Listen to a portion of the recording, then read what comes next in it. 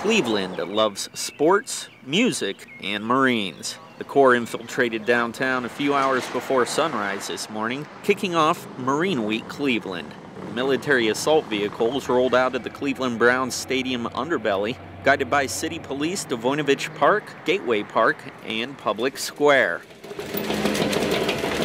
Oh, I liked it. It was awesome. The traveling from the Cleveland Browns Stadium to over here, I thought it was amazing. It's definitely an experience. Police blocked off roads as residents saw a different beginning to normal rush hour. 60-ton tanks, followed by Humvees and light armored vehicles, rolled into the city, building excitement for local residents. This is my first time actually seeing a tank roll through Cleveland, Ohio. It's pretty cool. I think it's actually a great support. Yeah, come on, people don't even get to see this all the time. Let's be honest. Come on, it's America. You gotta appreciate it, man. This is beautiful. More than 9,000 Marines are from Ohio. Some of those service members involved are here to show appreciation and celebrate Cleveland's support to the Corps. The Marines worked through the night to ensure vehicles were in place before dawn and ready for public viewing. By connecting with the community, the Corps will showcase 236 years of history for the city of Cleveland and the surrounding region. From Marine Week Cleveland, I'm Sergeant Todd Hunter.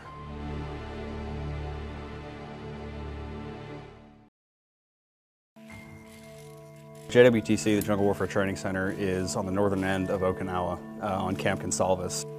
It's massive. You're just looking at double canopy jungle, rolling hills. Well, not really rolling hills so much as, you're going like this 1 minute, you get 2 seconds of flat ground, and then you're going back down a hill. It gave me a much better appreciation for the guys. Took this island and other islands like it during World War II, and everybody that served in Vietnam. I don't know how, especially in Vietnam, 13-month tours in the jungle. I don't know how guys did that, because I was there for 8 days and I was destroyed.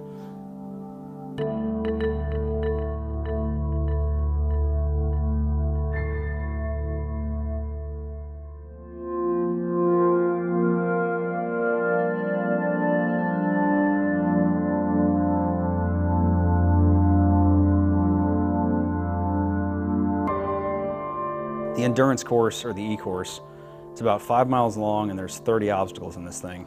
Everything from a vertical wall, 10-foot wall you got to climb over, to a cargo net, to something they call the pit and pond. Some of the filthiest water I've ever seen in my life. You're low crawling through it. It comes up almost to your mouth when you're low crawling. Wearing your Kevlar, your Camelback, carrying around a rubber rifle. After that endurance course, I was the dirtiest I've ever been in my life.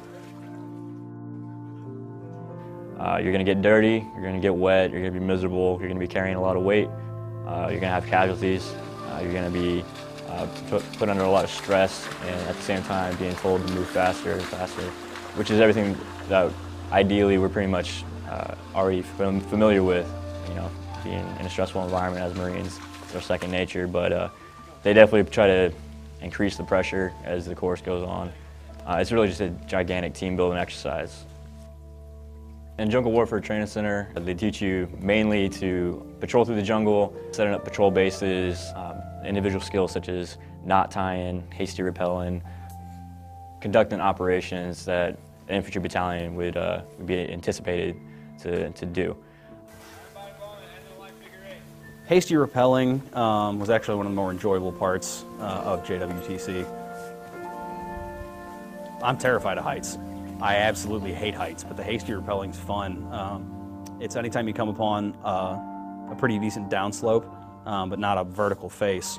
You just tie a rope off at the top, throw it down the decline, and you got one arm out behind you, the rope wrapped around your back, and another arm in front of you, and you're basically leaning so that your body is perfectly perpendicular to the ground. So if you got a slope like this, you want your body perfectly perpendicular.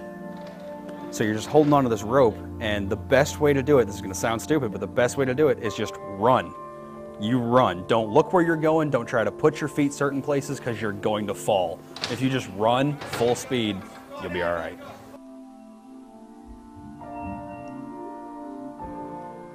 The only real comfort you have on this course is that you don't have any mud on your face and that you're not too wet. The pit and pond takes all that and throws it out the window.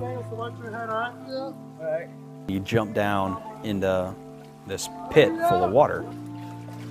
You're skull dragging through some mud. You're going under some of the water obstacles themselves. You're crawling through sea wire. And then they've got a booby trap. It's concrete blocks, like 2 cinder blocks, with a sheet of plexiglass over the top.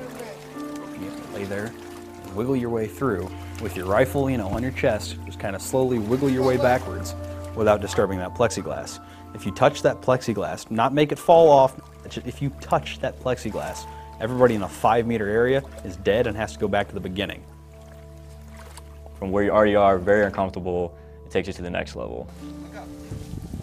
About 80% of the area that we're operating in the Pacific region is a jungle environment.